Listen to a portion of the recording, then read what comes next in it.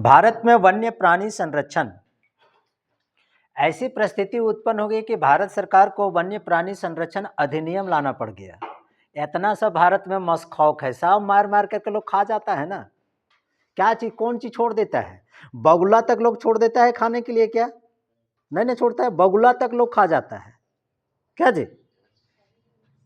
तो इसको संरक्षण करने के लिए भारत सरकार ने वन्य प्राणी संरक्षण अधिनियम लाना पड़ा, जो सन 1972 ईस्वी में पारित हुआ था। नहीं तो पारिस्थितिकी संतुलन पूरी तरह से बिगड़ जाती है ना। हल्ला नहीं करो जी, पारिस्थितिकी संतुलन पूरी तरह से बिगड़ जाती है।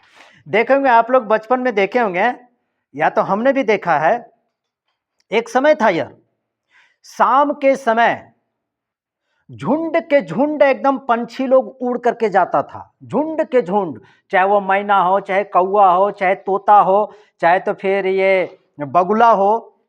बगुला तो भैया जिस गाछ पर बैठता था, झुंड के झुंड 100-150 गाछ पर बैठल करता था। हम देखे हैं झुंड के झुंड एकदम 100-150 जिस गाछ पर बैठता था ना, सब पतैया एकदम चेरक कर देता था। बैठ बैठ करके लोग पीच कर करके ना पूरा पतैया को लोग चेरक कर देता था। ये पता चलता है कि आज जितने सारे जो पशु पंछी हैं और उस जमाने में जितने भी सारे जो पशु पंछी थे, इसमें संख्या में काफी ज्यादा परिवर्तन आ गया, काफी ज्यादा संख्या घट गई है। सच कह रहा हूं। पहले छोटे में जब हम मतलब जानवर को चराने के लिए जब जाते थे ना, तो नदी तरफ ले जाते थे तो देखते थे जानवर को ले जाओ कि बस झुंड के झुंड बगुला आकर के बैठ जाता था। लेकिन अभी आपको बगुला खोजने से शायद कहीं मिलेगा, कहां चला गया? लुप्त हो गया है। मैना शायद ही आपको देखने को मिलेगा। महुआ के दिनों में देहात में देखते थे कि महुआ गाछ में बील में जा करके तोता का बच्चा को निकाल करके लाता था और पिंजड़ा में लोग रखता था, उसको पालता पोसता था। अभी पालने पोसने की अगर इच्छा होती है तो सीधा रांची से जाकर के बुट्टी मोड़वा से जाकर के 250-300 में लोग खरीद के लाते हैं, तब पिंजड़ा में लोग रखते हैं। कहां सब चला गया? सारे ये सब पंछी जो है ना, सब संकटग्रस्त हो गया। सभी प्रजातियों की एकदम पूरी तरह से लुप्त हो गई ये सभी प्रजाति, और धीरे धीरे एकदम लुप्त होता चला गया। तब ये देखा गया कि आखिर इतने सारे जो पशु पंछी ये सारे सब इतने सारे लुप्त कैसे होते जा रहे हैं भाई। तब भारत सरकार ने तब सन 1972 ईस्वी में वन्य प्राणी संरक्षण अधिनियम अर्थात जंगली जीव जंतुओं को, पशु पंछियों को संरक्षण करने के लिए कानून लेकर के आया। आजकल बच्चे देखते हो ना, सच कहता हूं, ये गजब परिस्थिति बनती जा रही है। आजकल जो छोटे छोटे जो बच्चे हैं, जिसके किताबों में लिखा हुआ कम रहता है और फोटोया ज्यादा रहता है कि नहीं? लिखा हुआ कम रहता है और फोटो ज्यादा रहता है। छोट छोट लिखल रहता है और बड़कम बड़कम वगैरह में एकदम पशु पंछी का एकदम सब उसमें सब चित्र छापल रहता है कि नहीं? तो कोई बहुत सारे बच्चों को मैंने देखा है कि उसको वास्तविक रूप से देख करके वो जानवर को नहीं पहचानता, बल्कि अपनी किताब की फोटो देख करके पहचानता है। कि जैसे पूछोगे कि बाबू गधा कैसा होता है, हाथी कैसा होता है, सियार कैसा होता है, तो तुरंत उसका ध्यान एकदम किताब की फोटो पर चल जाता है कि किताबा में इस प्रकार से, तब वो बता पाता है। कहोगे कि वास्तविक रूप से हम कहीं पर देखें चलते फिरते तो कहीं देखा हुआ नहीं है। वजह क्या है? ये सभी प्रजातियां अब धीरे धीरे क्या होती जा रही है? विलुप्त के कगार पर है, संकटाग्रस्त हो गई है, संकट में पड़ गया इसका जीवन। और इसका जीवन संकट में पड़ गया ना, इसके लिए कोई दूसरा दोषी नहीं है, बल्कि हम लोग स्वयं दोषी हो इसके लिए। आज लोगों को कोई जानवर अगर देखने को मन करता है, सीधे चिड़ियाघर जाते हैं। चिड़ियाघर में दुर्गा पूजा के टाइम में देखते होंगे, लोग बोलता है कि नीलकंठ पंछी, विजयादशमी के दिन नीलकंठ पक्षी का दर्शन करने से लोगों का क्या होता है? सुख संपत्ति का वास होता है, सुख संपत्ति आती है, उसके दिन बनते हैं। फोटो में देख करके नीलकंठ पंछी को देखना पड़ता है। बच्चों को दिखाने के लिए कि बाबू ये फलाना जानवर है, ये फलाना जानवर है, चिड़ियाघर ले जाना पड़ता है। इधर कहां देखने को मिलेगा? सब संकटग्रस्त पड़ गया है। भारत सरकार ने इन सभी संकटग्रस्त पशु पंछी प्राणियों को संरक्षित करने के लिए सन 1972 ईस्वी में कानून लेकर के आया, अधिनियम लेकर के आया। अधिनियम का मतलब होता है कानून। समझ रहे हैं बात को? अधिनियम अर्थात कानून लेकर, क्या कानून लेकर के हमने लिखा है कि भारत में वन्य प्राणी संरक्षण, कि भारत में जितने भी जो वन्य प्राणी है, जंगल में रहने वाले जीव जंतु सभी जितने भी, उसके संरक्षण के लिए, उसके प्रोटेक्शन के लिए, उसकी सुरक्षा के लिए क्या क्या कदम उठाया गया, कौन कौन से कानून बनाए गए, इसके बारे में आज के मैं क्लास में मैं आपको बताने के लिए जा रहा हूं। समझ रहा है? देखो, दुनिया में जितने भी सारे पशु पंछी हैं, जितने भी सारे प्राणियां हैं दुनिया में, पूरी वर्ल्ड की बात करता हूं, पूरी दुनिया की बात करता हूं, उसमें से 4 से 5% प्राणी जो है, 4 से 5, 100% में, 100% में से कितना, 4 से 5% पशु पंछियों की प्रजातियां जो है से भारत में पाए जाते हैं। कितने? 4 से 5%, इससे ज्यादा नहीं। पूरी दुनिया की बात कर रहा है कि भारत में पूरी दुनिया के पशु पंछियों की प्रजातियों में, किस्मों में से भारत में 4 से 5% उतने सारे किस्में भारत में पाए जाते हैं। समझ रहे हैं बात को? वन्य प्राणी संरक्षण अधिनियम भारत सरकार ने सन 1972 ईस्वी में लागू किया कि अगर इन सभी वन्य प्राणियों को, पशु पंछियों को अगर संरक्षित नहीं किया जाता है, बचाया अगर नहीं जाता है, तो आने वाले समय में इकोसिस्टम, पारिस्थितिकी तंत्र एकदम बिल्कुल असंतुलित हो जाएगा, बिल्कुल असंतुलित होगा। सभी जीव जंतुओं को उसको संरक्षण करना, उसके जीवन को बचाना, उसको सुरक्षित करना हम सबों के लिए ही लाभदायक है, हम सबों के लिए ही बेहतर है। नहीं तो पारिस्थितिकी संतुलन, पर्यावरण संतुलन पूरी तरीके से बिगड़ जाएगा, एकदम पूरी तरह से बिगड़। पारिस्थितिकी संतुलन की एक मैं छोटा सा मैं उदाहरण बताता हूं कि जैसे मान लेते हैं कोई बड़ा जानवर मरता है, कोई बड़ा जानवर, समझ रहा ना जी, गाय हो, बैल हो, कोई भी, मतलब कोई बड़ा जानवर मरता है, तो कोई बड़ा जानवर मरता है तो देखते हो नहीं कि कोई घर के अगल बगल के कहीं दूर दराज में किसी गड्ढे नाले में ले जाकर के उसको फेंक दिया जाता है। तो उस मरे हुए जानवर को भक्षण करने के लिए, उसको भी खाने के लिए दूसरे जानवर रहना चाहिए ना जी। चील रहना चाहिए, कौवा रहना चाहिए, गीद रहना चाहिए, कुत्ता रहना चाहिए, तभी तो उसको क्या करेगा, वो खा के खत्म कर देगा। अगर वे सभी अतिरिक्त दूसरे जानवर अगर नहीं रहेगा तो वहीं पर सड़ेगा सप्ताह दिन तक, महीना दिन तक, उससे बदबू फैलेगी, उससे बीमारियां फैलेगी, पर्यावरण क्या होगा, असंतुलित होगा। तो पर्यावरण को संतुलन रखने में ये सारे पशु पंछी भी एक दूसरे की मदद करते हैं कि नहीं करते हैं? इसलिए सभी पशु पंछियों को भी बचाना पर्यावरण संतुलन के लिए और मानव के जीवन के संतुलन के लिए भी बेहद आवश्यक होता है। आइए आपको हम बताते हैं कि आखिर भारत सरकार ने सन 1972 ईस्वी में जो वन्य प्राणी अधिनियम जो पारित जो किया, इसका उद्देश्य क्या था।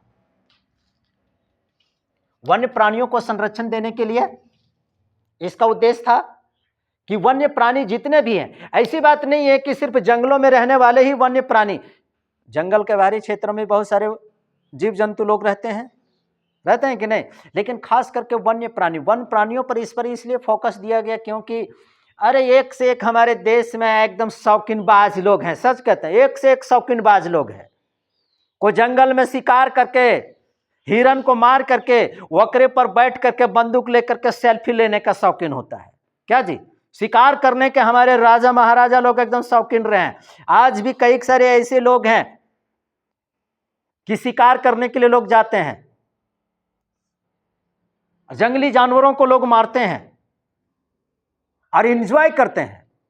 एक से एक शौकीनबाज है हमारे देश में, जानवरों को मार करके उस पर बैठ करके फोटो खिंचवाना, एक से एक शौकीनबाज हैं। तो 1972 के जब वन संरक्षण अधिनियम का नहीं, वन्य प्राणी संरक्षण अधिनियम का क्या था कि वन्य प्राणियों को संरक्षण देना कानूनी प्रावधान कर दिया गया, कानून बना दिया गया कि कोई मार नहीं सकता है अब जंगली जीव जंतुओं को। अगर किसी ने मारा तो कड़ी से कड़ी सजा दी जाएगी, कड़ी से कड़ी सजा दी जाएगी। अभी देख रहे हो ना, सलमान खान बॉलीवुड सुपरस्टार एक काला हिरन का शिकार किया था। एक काला हिरन के शिकार करने में आज उसकी जान असुरक्षित हो गई है, असुरक्षित हो गई है काला हिरन, क्योंकि काला हिरन जो है से एक विशेष समुदाय के लोग उसका पूजनीय समझता है, उसको पूजता है, बिश्नोई समाज के लोग।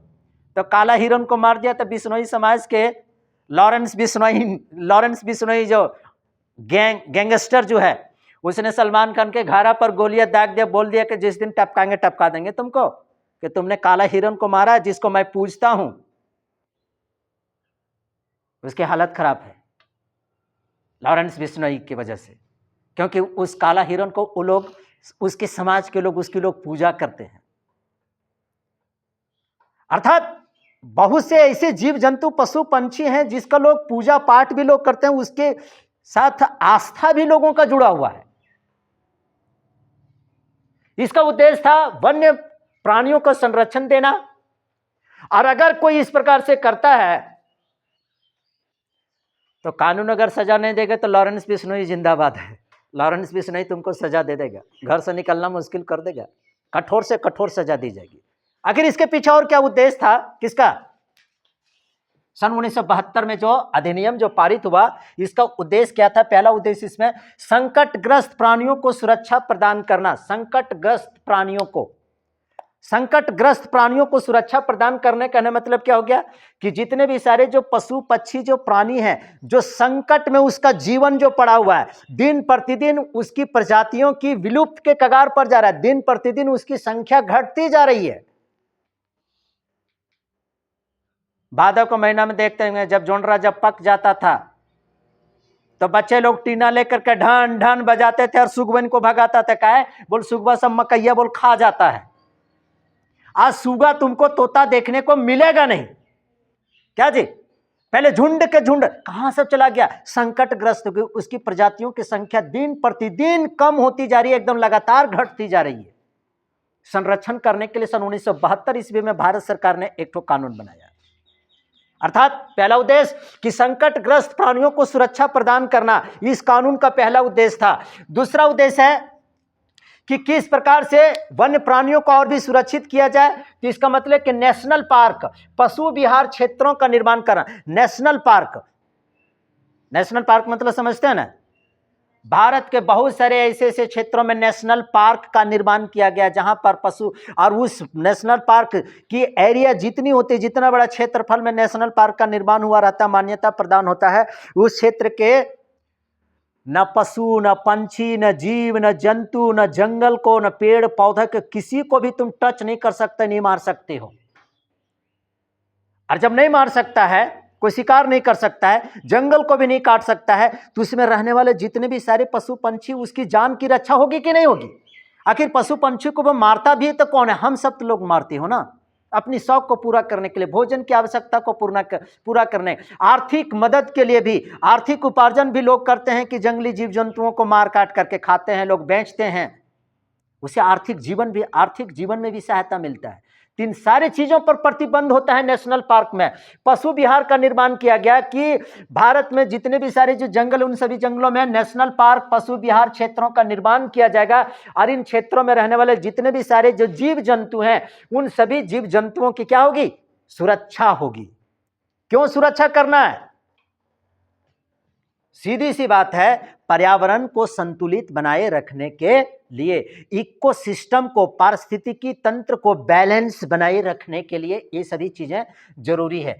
तीसरा है इसमें जो 1972 ईस्वी में वन्य प्राणी संरक्षण अधिनियम जो लागू किया गया था, 1992 में इसमें संशोधन कर दिया, इसमें थोड़ा सा फेरबदल कर दिया गया, संशोधन करके इसको और कठोर बना दिया गया कि अगर कोई जीव जंतु को मारता है तो कठोर से कठोर सजा दिया जाएगा। भैया, कठोर से कठोर सजा दिया जाएगा। इसमें और भी परिवर्तन कर दिया गया। 1972 में सिर्फ संरक्षण की बात कही गई थी, लेकिन 1992 में वन्य प्राणी अधिनियम 1972 का संशोधन करके इसको और कठोर बनाया गया कि अगर कोई जंगली जीव जंतुओं को अगर कोई मारता है, अगर हत्या करता है, शिकार करता है, तो उसे कठोर से कठोर दंड भी दिया जाएगा, कानून के द्वारा उसको दंड दिया जाएगा। किस लिए? सिर्फ इसलिए कि वन्य प्राणियों की रक्षा हो सके और पर्यावरण संतुलन, इकोसिस्टम बैलेंस रह सके, इसलिए संरक्षित किया गया। तीसरा इसका उद्देश्य था, देश में लगभग देखिए वन्य प्राणी अधिनियम के तहत वन्य प्राणियों को संरक्षित करने के लिए संपूर्ण देश में लगभग अभी वर्तमान समय में 103 नेशनल पार्क है। ये पुराने आंकड़े के अनुसार बता रहा हूं, हो सकता है कोई नया नेशनल पार्क और भी खुला होगा तो इसकी संख्या में इजाफा भी हो सकता है, लेकिन एग्जैक्ट मैं नहीं बता रहा हूं। लेकिन अभी भी फिलहाल में जो किताब में जो जानकारी दी गई है उसके अनुसार पूरे देश में कितने नेशनल पार्क हैं? 103 नेशनल पार्क है और 563 वन्य प्राणी अभयारण्य है। वन्य प्राणी अभयारण्य, जंगल में रहने वाले जीव जंतुओं के लिए अभयारण्य, मतलब समझ लीजिए कि उसके लिए आवास बनाया गया है, उसके लिए संरक्षित किया गया है कि वहां पर जाना घूमना तो ठीक है, लेकिन पत्थर चलाना और उसकी हत्या करना बिल्कुल सख्त मना है। आखिर इन सभी क्षेत्रों में लोग भारी मात्रा में लोग पर्यटन के रूप में, उद्योग के रूप में भी लोग इसके इस्तेमाल कर रहे हैं, जिससे काफी ज्यादा इनकम भी होता है। लोग चिड़ियाघर जाते हैं घूमने के लिए, लोग नेशनल पार्क जाते हैं घूमने के लिए, टिकट आपको लेना पड़ता है, आप घूमते हैं, छुट्टियां मनाते हैं, उससे क्या होता है? आर्थिक उपार्जन होता है, राज्य सरकार को, देश को राजस्व का भी क्या होता है? उगाही होता है कि नहीं? इससे क्या होता है? अर्थ का भी सृजन होता है, रोजगार का भी सृजन होता है। चिड़ियाघर जाते हो तो बिना इसे पैसे दिए घुस जाते हो, नहीं होता है ऐसा। तो संरक्षण करने से बहुत सारे इसके फायदे होते हैं। और अंत में एक और चीज को मैं, इसका उद्देश्य को मैं बता रहा हूं, किसका? 1972 का जो वन्य प्राणी जो प्रोजेक्ट है, जो उद्देश्य है, इसका उद्देश्य एक अंत में और मैं बता रहा हूं, प्रोजेक्ट टाइगर। 1973 इसमें प्रोजेक्ट टाइगर का निर्माण किया गया। प्रोजेक्ट टाइगर का मतलब हो गया 1973 में यह पहली बार इस पर विचार किया है कि भारत के जंगलों में जितने भी सारे जो बाघ हैं, भारत में जितने भी सारे बाघ हैं, उन सभी बाघों को संरक्षित करने के लिए, उसकी सुरक्षा के लिए, उसकी संख्या में वृद्धि करने के लिए प्रोजेक्ट टाइगर का निर्माण किया गया, ताकि बाघों की संख्या में कमी न आवे। भारत के किस जंगल में सबसे ज्यादा बाघ की संख्या बताओ? भारत के किस जंगल में सबसे ज्यादा बाघ की संख्या है? गिर के जंगल में। गिर का जंगल जो गुजरात में है, गुजरात में गिर का जंगल है, जहां पर भारत में सबसे ज्यादा बाघों की संख्या पाई जाती है, सबसे ज्यादा। इसलिए प्रोजेक्ट टाइगर सन 1973 ईस्वी में लागू किया गया, ताकि जंगलों में रहने वाले जितने भी सारे जो बाघ हैं उसको संरक्षण प्रदान किया जाए, उसको कोई खतरा न पहुंचे। अब मान लेते हैं कि कोनो 200-400 एकड़ में, इधर सुन लो, तो वहां पर फॉरेस्टर की कोनो की जरूरत तो नहीं है। अगर 200-400 एकड़ में कहीं पर मान लेते हैं कि घना जंगल है, एकदम खूब घना जंगल है, और उस जंगलवा में खाली 4 गो या 2 गो बाघ छोड़ दे तो कोई जाएगा 2 टन पत्ते तोड़ने के लिए? सो बताओ, वहां फॉरेस्टर को जाने की जरूरत नहीं कि कौन जंगलवा काट रहे जा रहे हैं, जरा उसको पकड़ेंगे, टंगिया छीनेंगे और उसको अरेस्ट करके भेजेंगे, जरूरत है? खाली उस जंगल में 2 गो बाघ छोड़ देने की जरूरत है भैया। वो जंगल इतना बढ़िया सुरक्षित रहेगा, इतना बढ़िया सुरक्षित रहेगा कि एक पत्ता भी नहीं हिलेगा। जंगल का राजा को खाली छोड़ दो उसको। लेकिन अभी एक तो खोजने से सियार भी नहीं मिलता है, छोटा छोटा जितना भी जंगल है ना, सियार भी नहीं मिलता है। हमको तो लगता है मेरे घर तरफ जितना भी जंगल है, वो जंगल में लगता है कि सियार भी नहीं है। पता नहीं कि सब नसबंदी करा लिया है क्या, सब लुप्त हो गया है, एकदम खत्म। एक को संख्या नहीं मिलता देखने को, सब नसबंदी करा लिया है, फैमिली प्लानिंग करा लिया है सर, एक भी नहीं मिलेगा देखने को। नहीं, पहले घारा से 2-4 गो बकरी जब तक बाहर करो हकाओ, तब तक उन्हें लड़वा लो, लेके चल गलो, अरे लेके चल। अभी 100 से जंगल में छोड़ दो, कोई पूछने वाला नहीं, कोई पूछने वाला नहीं, लगता है सब नसबंदी करा ली है। खैर 1973 में प्रोजेक्ट टाइगर, फिर 1992 में प्रोजेक्ट एलिफेंट। 1973 में प्रोजेक्ट एलिफेंट कहने का मतलब कि जंगली हाथियों को संरक्षित करने के लिए, हाथियों को बचाने के लिए, भारत में बोलते हैं पृथ्वी पर सब स्थल पर पाया जाने वाला सबसे वजन जानवर कौन होता है? हाथी। ऐसा कौन सा जानवर है जो नहीं दौड़ सकता है? हाथी। हाँ, टीवी सीरियल पर दिन भर रिमोट दबाने वाला भी नहीं दौड़ पाती है, काहे इतना गलतफहमी में रहती है। खैर छोड़ हटा वो नहीं दौड़ पाती है। सोफा भले जितना तोड़ दे, खट खट एकदम, सास भी कभी बहू थी, ये रिश्ता क्या कहलाता है? वह जो सोफा पर जो बैठल रहती है ना, वह वकरा से कम ना, वह नहीं दौड़ उड़ पाती है, उसके भी तुलना हम उसी से करते हैं। खैर छोड़ो हटाओ। तो इस प्रकार से भी हमने बताया वन्य प्राणी संरक्षण अधिनियम। वन्य प्राणी संरक्षण अधिनियम सन 1972 ईस्वी में लागू किया गया, जिसका मुख्य उद्देश्य था क्या, वन प्राणियों को संरक्षण करना, अर्थात उसको कानूनी रूपरेखा दी गया, हल्ला मत करना। जिसका पहला उद्देश्य था संकटग्रस्त प्राणियों को सुरक्षा प्रदान करना, दूसरा था नेशनल पार्क पशु विहार क्षेत्रों का निर्माण करना, तीसरा उद्देश्य था 1992 में इस अधिनियम में और भी संशोधन करके कोई भी अगर जानवर को मारता है तो उसको कड़ी से कड़ी सजा दिया जाएगा। और चौथा इसका उद्देश्य था कि संपूर्ण देश में लगभग नेशनल पार्क का 130 नेशनल पार्क बनाया गया और 563 वन्य प्राणी अभयारण्य बनाया गया, ताकि जीव जंतुओं को संरक्षण प्रदान किया जा सके। और प्रोजेक्ट टाइगर सन 1973 में लाया गया, जिसमें देश में पाए जाने वाले सभी बाघों को संरक्षण दिया जाए, उसको प्रोटेक्शन दिया जाए। और इसी के तहत सन 1992 ईस्वी में प्रोजेक्ट एलिफेंट टाइगर का भी निर्माण किया गया, ताकि हाथियों को भी संरक्षण दिया जा सके और उसको बचाया जा सके। मैं उम्मीद करता हूं कि आप लोग समझ गए।